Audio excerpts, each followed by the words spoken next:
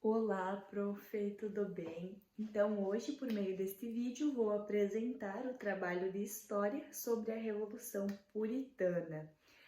Então, eu tenho os slides aqui para poder me basear, então vamos começar.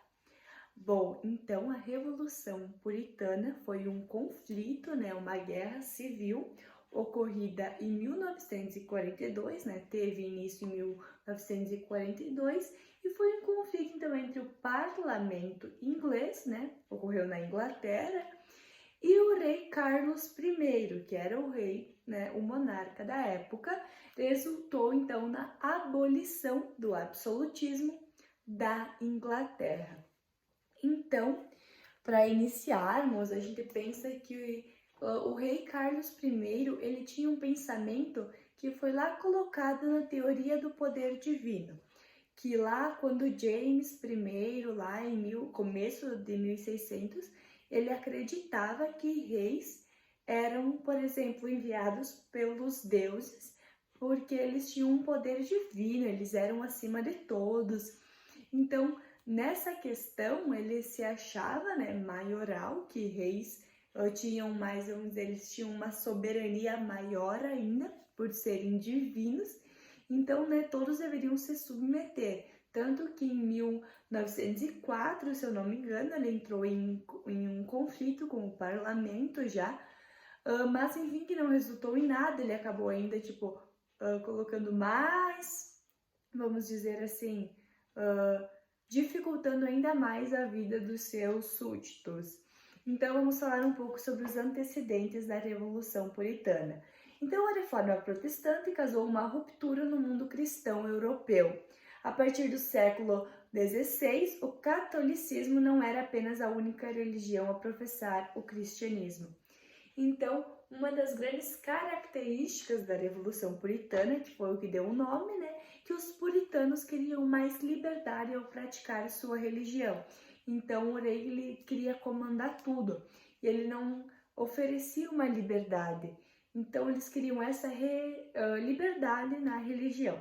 Então, no intuito de concentrar ainda mais poderes, os reis europeus romperam com o Vaticano e aderiram às novas doutrinas cristãs.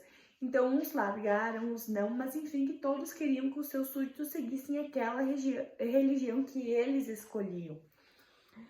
Então, enfraquecida, a Igreja Católica ainda tinha muita influência sobre a Europa e, por meio da Contra-Reforma, tentou reverter a perda de fiéis que migraram para as novas igrejas protestantes.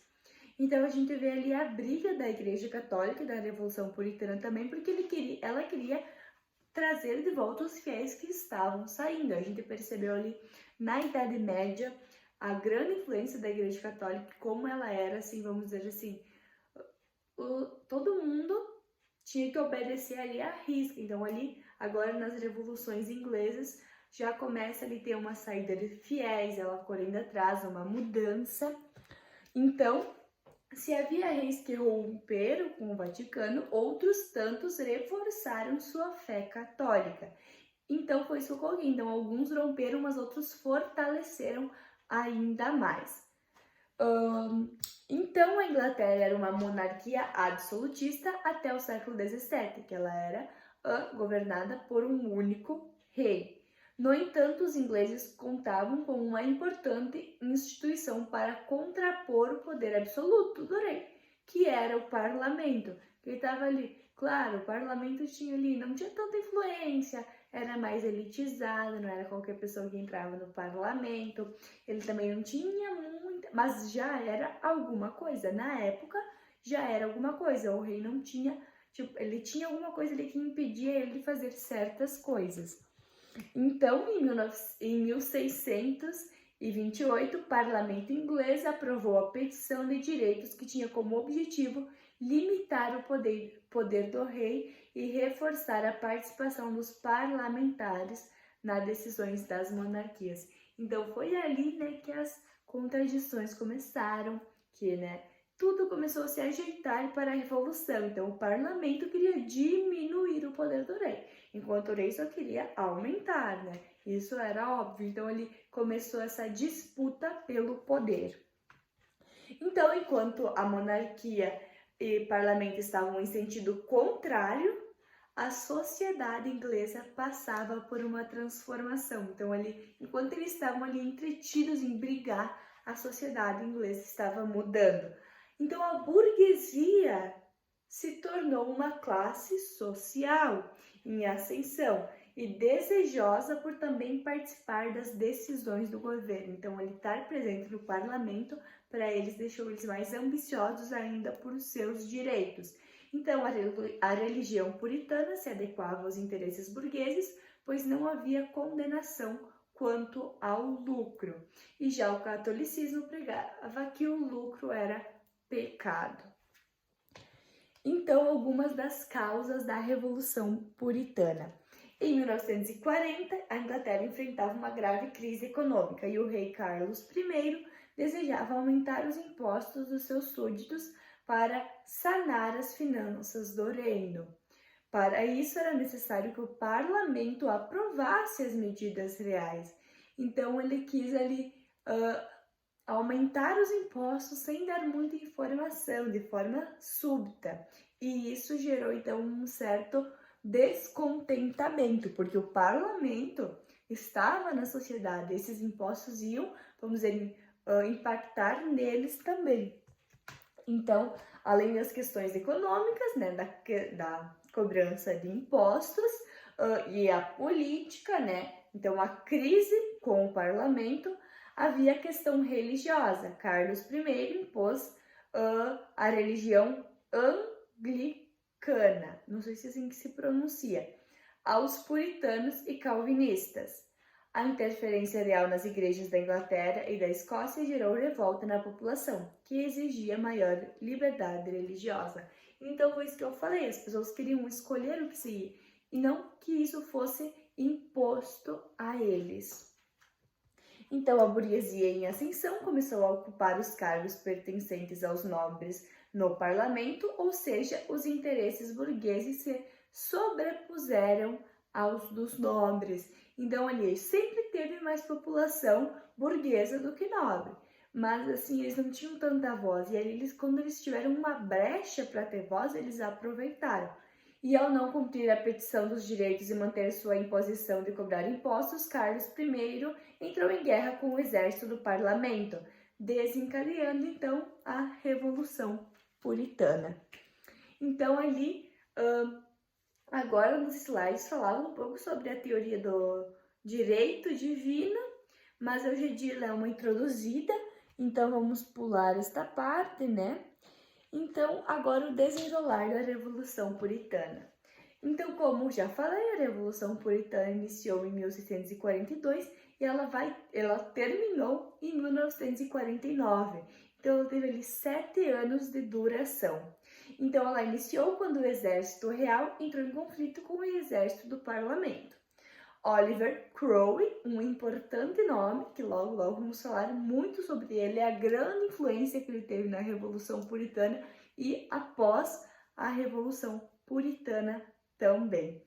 Então, Oliver Cromwell liderou o exército do parlamento, então foi ele que esteve à frente e lidou, vamos dizer assim, ele se igualando a Carlos I, e conseguiu derrotar os soldados reais. Então, ali, o que vai acontecer no final é que sim, Carlos I foi derrotado e foi morto, enfim, enforcado. E quem liderou o exército, enfim, teve vários mecanismos que revolucionaram os exércitos, inclusive ele se destacou muito, Oliver Cromwell, ao liderar este exército, que então venceu a Revolução Puritana. Então, este evento foi um marco na história da Europa, pois encerrou o absolutismo, então encerrou na Inglaterra, instalando uma monarquia constitucional. Como é até hoje lá na Inglaterra, ainda continua sendo esta monarquia constitucional, como todos nós sabemos, que ainda tem príncipes, princesas, mas enfim, tem uma constituição também, reis e rainhas dela, mas existe também a Constituição. E o rei passou a ter poderes limitados e deveria respeitar as leis. Então ali o direito divino já não se igualava, os reis não eram assim, não estavam acima das leis, não estavam acima de tudo, eles tinham que respeitar. Então, Carlos I foi preso pelo exército do parlamento durante a Guerra Civil. Após ser julgado por traição, ele foi condenado à morte. Então, o rei inglês foi decapitado, não foi enforcado, inclusive, errei ali no comentário, ele foi decapitado em janeiro de 1949, em frente ao Palácio de Whitehall, em Londres. Então, sua morte foi uma importante vitória do parlamento sobre o absolutismo inglês. Então, vendo tudo que o rei Carlos I fez, o povo, né, a população de lá passar, eles viram como uma grande vitória, um grande prêmio, a morte do rei, então a sua libertação do povo. Então agora tem ali um pouquinho sobre Oliver Cromwell, que a gente viu que ele foi muito importante. Então Cromwell era um membro da pequena nobreza, então desde sempre ele foi um nobre, mesmo que da pequena, mas ele era assim um nobre, e viveu a vida como um cavalheiro. Integrava o parlamento inglês desde 1940, então assim, não fazia muito tempo, faziam só 2 anos que ele estava ali, mas a gente percebeu então como ele era uma pessoa à frente por já comandar. Fazia parte de uma família abastada, defendia que as distinções de classe eram o pilar da sociedade e opunha-se ao nivelamento de cidadãos. Então, esse era um dos ideais que ele defendia. Então, as discordâncias de Cromwell em relação ao rei Charles I estavam na tributação do cidadão, da insegurança do direito da propriedade e na falta de liberdade religiosa, que foi o que a gente já debateu. E embora questionasse a teoria do direito divino, Cromwell acreditava sinceramente que Deus o havia escolhido para liderar o povo contra Charles I. Charles, ele dependeu da onde foi pego, de como eles chamam o rei. Mas então, o que acontece era que Cromwell não acreditava ali no direito divino, né, de Deus ter enviado reis com serem maiores que leis e tudo mais, mas ele acreditava sim que Deus tinha enviado ele para liderar este exército. Então Cromwell inovou a forma de organizar os seus soldados, como eu falei, ele foi revolucionário, e não haveria mais escolhas por causas dos títulos de nobreza, mas sim por merecimento. Antes os soldados eram escolhidos por títulos, ali eram por merecimento. Então dessa forma foi ampliada a participação de integrantes das classes menos abastadas no exército do parlamento, o que, como a gente viu, deu muito certo. E essa nova forma de agir possibilitou a vitória sobre as tropas reais. Então, os soldados que faziam parte do novo modelo de exército eram chamados de cabeças redondas, como muita gente já ouviu falar e conhece, então por causa do formato do capacete de metal para proteger a cabeça. E Cromwell também permitiu que seus soldados participassem das decisões de comando, então ele não acreditava nesse poder absoluto, ele deixava as pessoas opinarem também. Então a gente percebe ali como Cromwell era e por isso que talvez ele tenha sido um tão bom líder.